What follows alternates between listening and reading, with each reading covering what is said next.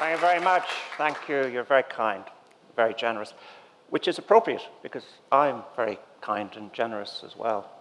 And to demonstrate this, I want to give away my money. You might think we get paid far too much money at Queen's University. We want to give it away. But I have £50, and I'd like to give it away to somebody in this audience. But I haven't decided who that is yet. And I have to think, how would I go about deciding who should get my money? And one thing I could do would be to ask each of you in turn, why do you think you should get my £50? And if I do that, I would get a load of wonderful reasons as to why you think you would get my £50. Somebody might say, well, I think I'm quite poor and I'd like the money. Someone else would say, I've lost my cufflinks recently and I'm really rather depressed. I like cufflinks. And that would be £50 would buy me a nice pair of cufflinks, or a nice pair of shoes, or the latest game for my FIFA Xbox. But I really don't have the time, or I really can't be bothered listening to all of you and all your crazy, selfish reasons as to why you should be the person to get the money. And I don't really have time to work out what the criteria is that I should use when I'm trying to figure out what a good reason is versus what a bad reason is. So I'm going to rely on a different method of giving away my £50. And I'm going to use a lottery. And so what I'm going to do is, for my incredibly expensive and unbelievably comfortable hat, in which I have a lot of numbers, I'm going to randomly select a number which will represent the row of seats in which our lucky winner of my £50 will be.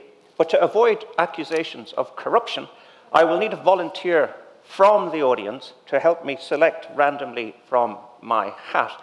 And I'm sure you're all willing to come up on stage. Somebody is willing to come up. Aha! We have...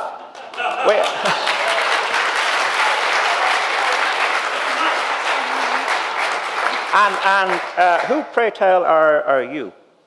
Daniel. Daniel. Fantastic. Now, Daniel, what I want you to do is pick a bit of paper, any paper, and open it up and hold it out to the world. 4. Row number 4. Now, you've got one more task. Our lucky winner is going to be in the 4th row. Who in the 4th row, counting from this side to that side, is going to be the recipient of my money?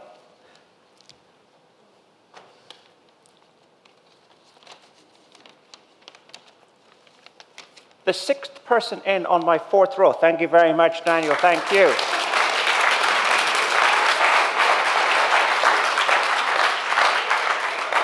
It's counting in 6. Now stay there. 1, 2, 3, 4, 5, 6. Yourself. Now stay there.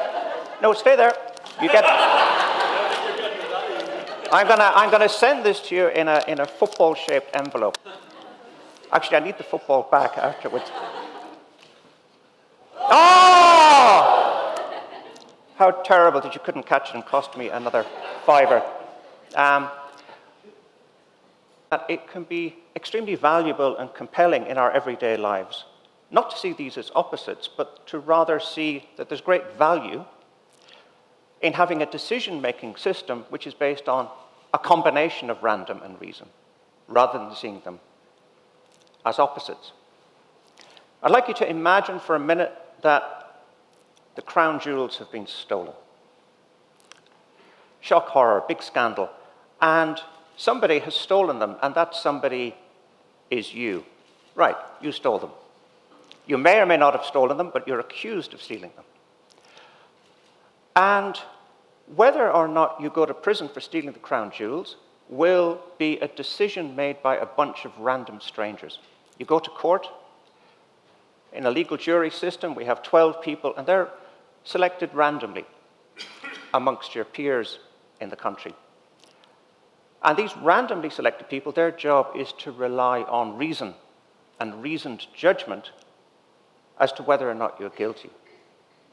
They have to reflect upon how compelling the reasons are that are given to suggest that you did steal the crown jewels. They have to reflect on how persuasive the reasons and evidence are that you didn't. And they reach a conclusion.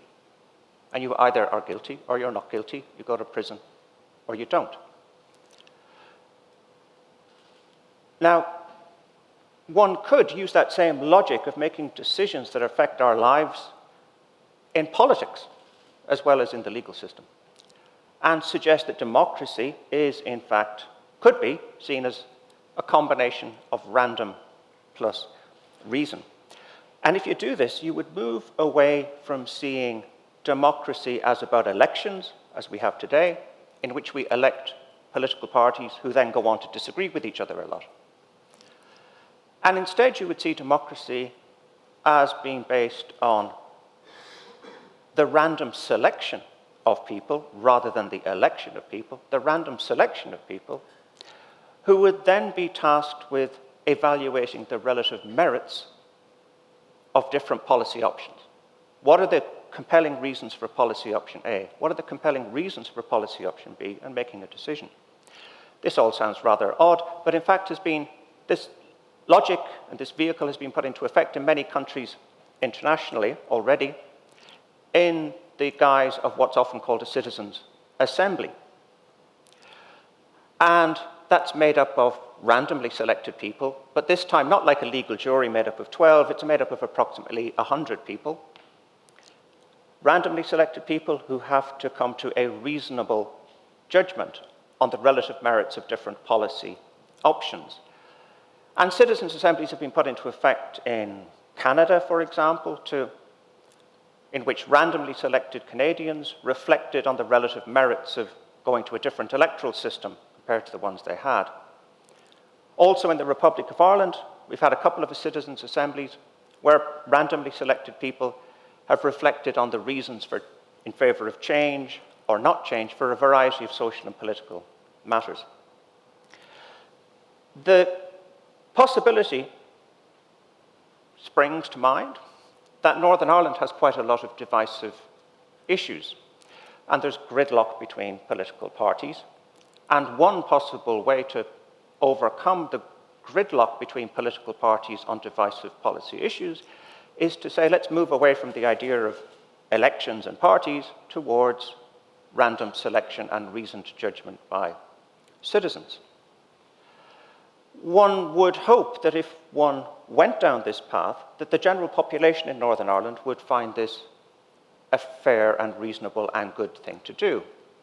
And as part of a project I'm working on with others in Queen's, we assessed the attitudes of the general population in Northern Ireland to this idea, the idea of having a citizens' assembly to resolve issues in Northern Ireland. And what we find is that the level of support for citizens' assemblies among the general population in Northern Ireland is quite high. It's higher than some of the other possible decision-making mechanisms, and it's also at least as high as the other most popular decision-making mechanisms. So it doesn't do bad in terms of the level of potential support amongst the citizenry.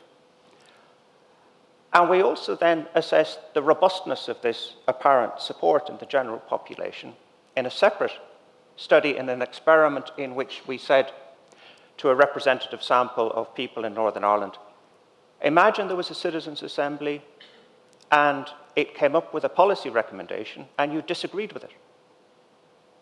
Would you accept it? And we find, again, that when we pose that scenario to people,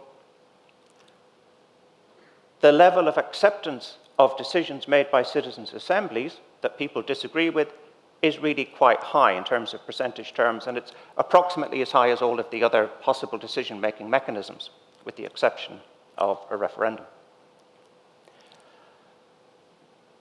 One possible problem springs to mind, which is that politicians may not be particularly in favour of delegating, giving away their power, delegating it to ordinary citizens to make decisions. That might be seen by them to maybe kind of undermine their position in some way, some significant way perhaps. In a separate study, we asked elected politicians, MLAs in Northern Ireland, what they thought of this idea. And some of the responses were not positive. One encapsulates the negativity here, is that this idea of a citizens' assembly Well, it'll keep some of the chattering classes happy. That's you, by the way. But it's an unelected body, and it's absolute nonsense. And this shows that in the minds of politicians, a citizens' assembly is not democratic because it's based on something that's nothing to do with elections, and it would undermine their position. However, when you make it clear to politicians, MLAs, that a citizens' assembly could be set up, but it wouldn't make the final decision, it wouldn't make a binding policy decision, it would simply make a recommendation, the politicians relax and the level of support amongst MLAs is much higher. A majority would support it.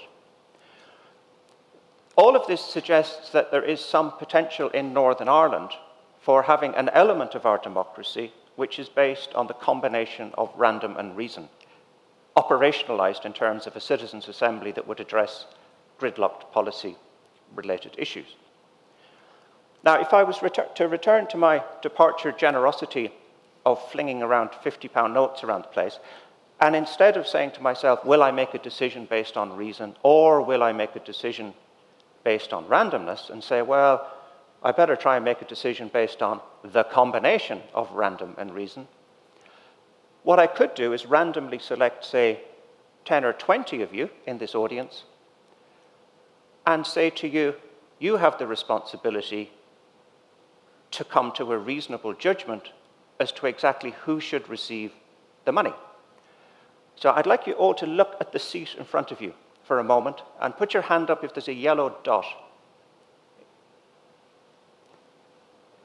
Congratulations. You have been randomly selected as members of the cabinet. And your job would be to listen to everyone else who doesn't have a yellow dot, listen to all their reasons. I want it because I want a pair of shoes. I want it because I want cufflinks. I want it because I'm poor. Your job as a randomly selected decision-making entity is to evaluate the relative merits of the different reasons that all these other people are putting forward to decide who gets the money. That, my friends, is very, very difficult, and that's politics. Now, you may say, well, I'd rather not have a yellow dot, I'd just rather have the £50. I'd say, well, sorry. What you have to reflect upon in this scenario is whether you're willing to take on the responsibility of stepping up to the plate and being a randomly selected decision maker. And maybe you wouldn't, maybe you would. I would suggest that maybe you should, but I suspect that you would if you buy the general argument that at least some of our democracy should be based on random plus reason. Thank you very much.